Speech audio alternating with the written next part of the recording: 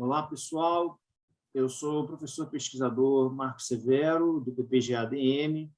Me acompanha nessa nova edição dos seminários de pesquisa da Divisão de Marketing da ANPAD o professor e pesquisador Rafael Porto, da Universidade de Brasília. Ele é diretor de comunicação e publicações da ANPAD. Hoje nós temos o prazer de receber aqui a professora Lúcia Guimarães Barros, pesquisadora da FGV, vai discutir uma pesquisa que foi publicada em 2019.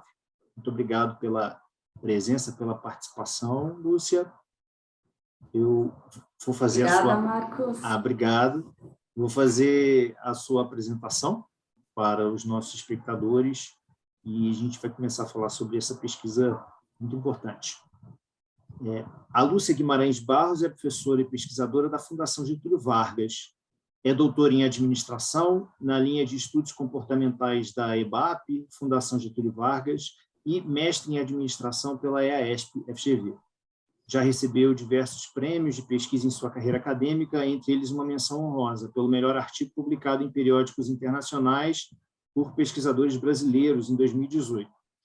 Sua principal linha de pesquisa envolve estudos comportamentais. Possui 9 artigos científicos publicados, 6 deles nos últimos 3 anos. Entre eles, se destaca um artigo que analisa o papel da ideologia em mecanismos cognitivos de escolha de candidatos a eleições presidenciais, publicado no International Journal of Public Opinion Research, que será objeto de discussão desta edição dos seminários de pesquisa da Divisão de Marketing da ANPAD. Seja bem-vinda. Obrigado mais uma vez pela participação. Obrigada, Marcos. Obrigada, Rafael. Obrigada pela apresentação. Vamos lá. Tá bom, Lúcia. É um prazer tê-la aqui com a gente. Inicialmente, eu gostaria de que você começasse a apresentar um pouco sobre os bastidores da elaboração do artigo e da publicação dele no Journal. Na verdade, esses bastidores podem ser, inclusive, antes do envio para esse Journal, né? A gente não sabe ao certo se teve algum outro journal que vocês submeteram o trabalho antes, ou mesmo se teve, se vocês apresentaram isso em um congresso antes.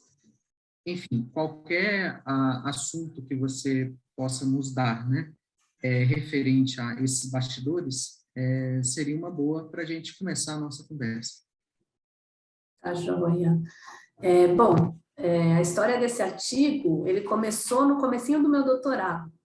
Eu fiz doutorado em BAP, meu primeiro ano foi 2013, e isso começou como uma ideia de um artigo de uma disciplina. Então, né, como todos nós sabemos, a gente faz disciplinas e tem que entregar no final um artigo, né, e aí eu entreguei uma proposta, né, de artigo, e o professor da disciplina, né, o professor Carlos Pereira, que é meu coautor, e ele gostou da ideia, ele falou, vamos levar esse artigo para frente? Vamos tocar isso? Vamos tocar essa ideia? E eu falei, vamos. E aí eu comecei a trabalhar nesse artigo. Não foi o meu artigo principal, não foi a minha tese de doutorado, eu estava trabalhando em outros artigos, mas eu fui trabalhando nesse artigo também, sob a orientação do professor Carlos, e apresentamos em alguns congressos, apresentamos no Congresso da ANPAD, apresentamos em outros congressos nacionais, apresentei no próprio seminário lá da EBAP, apresentamos em 2 seminários internacionais, esses na verdade não fui eu que apresentei, quem apresentou foi o professor Carlos Pereira, então o trabalho foi sendo construindo ao longo desse tempo de doutorado, né?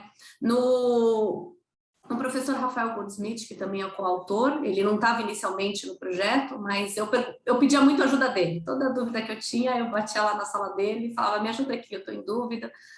Até porque eu estava bem no começo do doutorado, né? Então, assim, eu estava aprendendo tudo, né? Muita coisa eu não sabia fazer. E ele me ajudava sempre, até que chegou uma hora que o próprio professor Carlos virou para mim e falou, vamos convidar o Rafael para ser um coautor? Porque ele é praticamente um coautor, ele está ajudando bastante. E inicialmente ele falou, não, imagina, faz parte do papel de professor, tirar dúvida dos alunos, mas eu falei, não, e aí ele falou assim, mas se eu puder me envolver mais, participar e realmente rodar os estudos, realmente ser um coautor, eu me interesso. E aí foi quando ele entrou como coautor, ficamos nós 3. Eu estou um pouco em dúvida nessa cronologia, na verdade, qual congresso eu apresentei antes dele entrar, qual foi depois, tudo, mas ele foi um trabalho, a primeira proposta, que foi em 2013, até o último aceite foi em 2019, né? Então, muita coisa aconteceu nesse caminho, né? A construção do artigo, propriamente dito, né? Porque em 2013 foi só uma proposta, só uma ideia. Ele foi rejeitado em 2 journals, então, já respondendo essa pergunta, esse é o 3º journal que ele foi submetido. E, então, já tiveram várias versões desse artigo, né? Cada congresso, cada submissão era sempre uma versão nova. No artigo tem um experimento só, mas eu fiz 3, se eu não me engano. Então, foram 3 coletas de dados diferentes, até chegar nessa versão, né? Então, aí ele foi submetido. O processo de revisão desse journal, ele foi relativamente rápido. A gente teve alguns rounds de revisão, mas não foi aquele processo que dura anos, sabe? Eu não sei te falar exatamente o número de meses que durou, mas ele foi um processo rápido. De maneira geral, os revisores gostaram do artigo, da versão que a gente mandou, então pediram alterações, mas não era aquele feedback assim de escreve o artigo do zero, sabe? A gente aceita outra versão desde que você colete 50 milhões de dados tudo de novo, desde que você mude toda a teoria, né? Que a gente sabe que isso pode acontecer, né? Não, dessa vez não foi o que aconteceu, eles gostaram da ideia, mas pediram algumas alterações, né? Principalmente na parte teórica, pediram para a gente incluir algumas teorias, explicar melhor algumas partes, então foi um processo de revisão, mas que foi um processo relativamente rápido, assim, pelo menos em comparação com outros processos que eu já participei. Aproveitando, um pouquinho antes de vocês enviarem, então, né, pelo que eu entendi, a primeira versão que vocês enviaram para esse journal, eles já gostaram, né? Na primeira rodada ali já deve ter gostado e aí solicitado algumas modificações, se eu entendi corretamente. Agora, antes de vocês enviarem para esse journal, vocês enviaram para 2 outros, né? Esses 2 outros journals, eles rejeitaram logo de cara, não deram muito feedback, ou eles deram algum feedback e aí vocês incorporaram esse feedback numa nova versão e aí até submeter para o International Journal, né? Of Public Opinion Research. Posso só complementar a questão do Rafael? Pode. Porque estou interessado em saber o motivo da rejeição, porque o tema é muito quente. O tema trata de ideologia, corrupção, Brasil. Então, se pudesse destacar se essas questões foram relevantes, não foram consideradas, o motivo das rejeições, enfim, ou se foi uma carta assim, olha, legal o tema, tal, porque às vezes a gente passa por isso, né? Tem vários motivos positivos, aí no final uma linha, mas infelizmente não pode ser considerado por causa disso, daquilo. Eu tive feedbacks muito bons, assim, ao longo desse processo de pesquisa, tanto os 2 journals que a gente submeteu deram feedbacks muito bons, muito detalhados. Eu acho que isso eu acho que os melhores journals, sempre, pelo menos a minha experiência, é que quando você submete para um journal bom, os feedbacks costumam ser muito bons, assim, muito construtivos. Então, dá para entender exatamente o que passou pela cabeça do revisor no momento da decisão, né? E principalmente do editor. Então, eu tive feedbacks muito bons, eu também tive feedbacks muito bons nos congressos. Então, acho que congresso, às vezes, a gente fica frustrado, a gente apresenta e não recebe feedback nenhum, né? Então, ou recebe um feedback mais raso, né? Isso eu vejo, eu acho que às vezes acontece.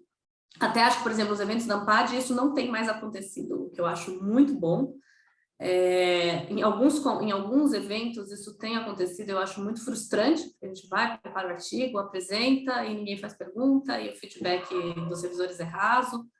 Então, eu acho que isso varia muito, até um pouco de sorte, né, dependendo de quem está assistindo ali o trabalho, né? Mas nesse caso específico, os feedbacks de congresso foram muito bons. A gente também mandou o artigo. E isso eu acho uma prática, eu vi que isso é uma prática muito legal, é uma coisa que eu incorporei um pouco na minha forma de trabalhar, antes de submeter, sempre mandar esse artigo para o que a gente chama de friendly review, né? Alguma pessoa que é especialista do tema e mostra, olha, eu vou submeter um artigo, dá uma olhada, me fala aí o que você acha, né? E a pessoa vai te dar uns palpites. E a gente fez isso nesse artigo e foi muito bom, porque realmente é uma pessoa com um olhar da literatura, que estuda o tema, né? Então, ela fala, olha, e não foi só para uma pessoa, a gente mandou, acho que para umas 2, 3, mas olha, isso aqui acho que vai pegar essa parte da literatura, o gap não está muito claro, explica um pouco melhor, você não usou essa teoria é importante nesse assunto. Então, eu achei que o artigo realmente ele foi melhorando ao longo do processo, acho que isso geralmente acontece, né, do artigo ir melhorando ao longo do processo, acho que foi o caso desse, né, então a gente recebeu feedbacks muito positivos. Nos 2 journals que a gente submeteu, a gente teve tanto feedbacks positivos quanto feedbacks negativos, onde pegou, né, assim, acho que quando a gente faz um trabalho, a gente também sabe um pouco as nossas falhas, né, então,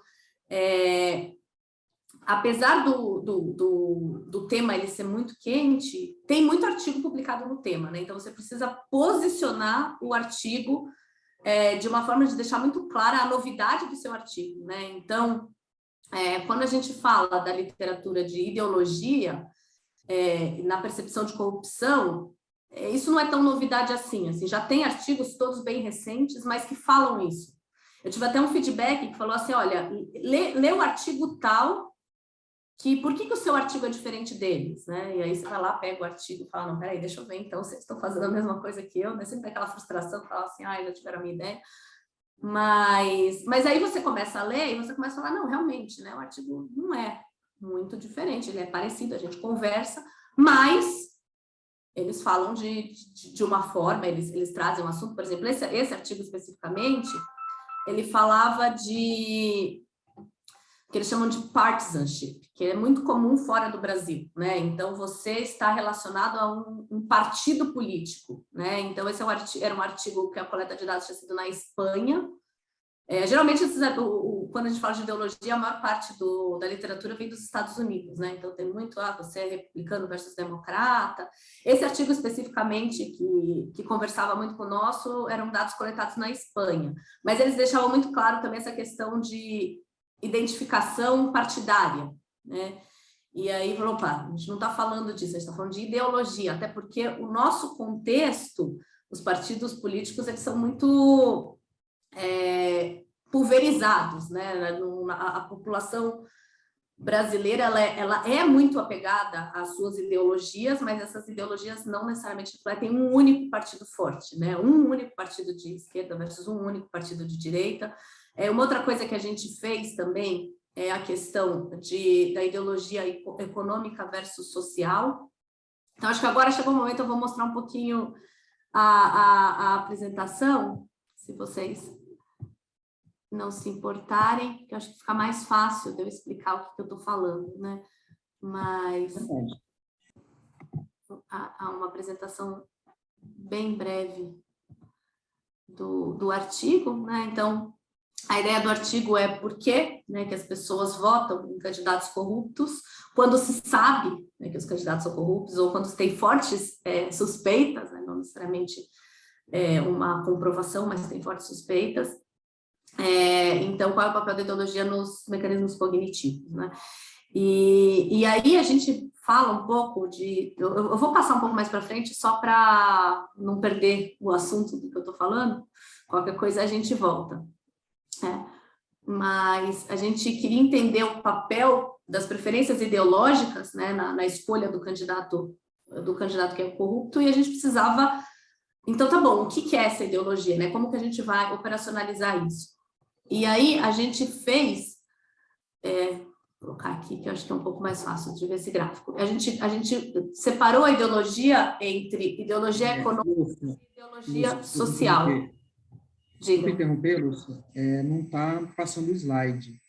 Não está passando o slide? Eu acho que é o modo de apresentação que você tem que habilitar. Ah, então, peraí, eu vou descompartilhar. Ver se agora dá certo. Compartilhar novamente.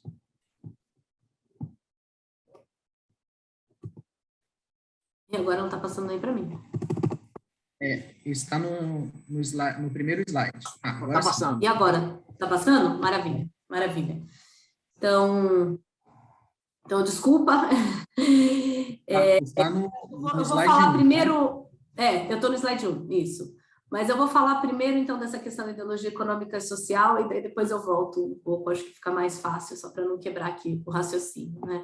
Mas a gente separou a ideologia em duas dimensões, a dimensão econômica e a dimensão social. Então, a dimensão econômica é do papel do governo na economia, né? Um governo mais liberal versus mais intervencionista, e a ideologia social é o papel do governo nos costumes, né? Então, o quanto o governo deve controlar costumes mais conservadores ou quanto que as pessoas deveriam ter a liberdade de fazer o que elas quiserem em relação aos costumes. Então, tem essas duas ideologias. Então, isso a gente tinha mensurado, mas a gente não tinha muito vendido, né, na ideia, assim. Então, deixar isso um pouco mais... A gente deixou isso um pouco mais claro para mostrar que isso era uma novidade, que isso era algo que a gente estava apresentando. A gente teve... Então, acho que o nosso principal feedback era uma questão mais teórica do que metodológica, né? A gente fez um estudo grande, que foi o que a gente submeteu. Na verdade, para o segundo journal, a gente submeteu 2 estudos, mas aí a gente percebeu que o segundo estudo também não ajudou, porque para o primeiro journal a gente apresentou esse estudo que está aqui, aí no segundo a gente rodou mais um estudo, a gente colocou o segundo com algumas mudanças, a ideia básica era a mesma, mas a gente colocou algumas mudanças, e aí também foi um outro aprendizado metodológico meu, que eu fiz um design experimental muito complexo, coloquei muitas condições, porque na minha cabeça, fazendo isso, eu conseguiria destrinchar mais possibilidades. E na realidade, quanto mais complexo, mais complicado fica, mais complicado fica de explicar, a mensagem fica menos clara, e o resultado foi que o segundo estudo, ele não ajudou a gente a vender a ideia, a explicar o que a gente tinha achado no artigo. Então, na segunda submissão, a gente tinha os 2 estudos, na terceira a gente falou, vamos manter apenas o primeiro, que está mais fácil da gente explicar. Mas o principal feedback foi realmente teórico, né? De assim, explique onde que está realmente a contribuição teórica desse artigo com base na literatura de ideologia e de corrupção. Então, isso foi... eu acho que isso é bem frequente, assim, né, a não ser que, sei lá, eu não sei o quanto frequente isso é para as pessoas, mas isso já aconteceu comigo em outros estudos, que você acha que a sua ideia é super inovadora, aí você submete o artigo, e aí você percebe que ele é parecido, ele não é igual, mas ele é parecido com outros artigos que estão ali no mesmo tema, e aí a forma que você explica a sua novidade, né, que você posiciona o seu artigo, faz toda a diferença para o artigo ser considerado versus não ser considerado. Então, a minha percepção foi que a gente escreveu uma versão melhor do artigo nessa terceira submissão. E também, lógico que eu acho que tem também uma questão de gosto, né, dos revisores, né? Então, acho que os revisores desse journal acharam gostaram mais do artigo do que os revisores dos 2 outros journals que a gente submeteu. Então, acho que isso também acontece, assim, isso até esse artigo e outros também me mostraram que se você faz o artigo direitinho, se você faz o artigo bem feito, ele vai ser publicado, mas não necessariamente no lugar que você pensou pela primeira vez, né? Lógico que um artigo, isso não vale para um artigo ruim, mas se você faz todo o processo, se você tem uma ideia interessante, se você faz a pesquisa direitinho, você tem um resultado, você tem uma história para contar, né? Então, alguém vai querer ouvir essa história. Então, isso eu achei que esse artigo me mostrou isso também, assim, que a gente podia ter desanimado, eu particularmente, na segunda submissão, na segunda rejeição, eu fiquei desanimada, falei, não, esse artigo não vai ser publicado nunca, sabe? Porque a gente ainda fica, pelo menos eu, meu emocional, né? Quando chega a rejeição, você fica assim, né? Depois você fala, não, peraí, vamos respirar fundo, vamos ver o que a gente aprende, né? Com essa rejeição. Só que aí que a gente decidiu, falou assim, não, mas espera aí, a gente está complicando mais do que clarificando, né? Não está ficar rodando um estudo super complexo, tudo, não é isso que vai fazer o artigo ter mais chance, né? Então, vamos fazer mais simples, mas vamos explicar melhor a história. E eu, particularmente, achei que a terceira versão e depois a versão final está muito melhor escrita do que as versões iniciais. Enfim, o artigo foi melhorando, né, ao longo do tempo, né, a parte realmente de construção, de explicação, de posicionamento do artigo.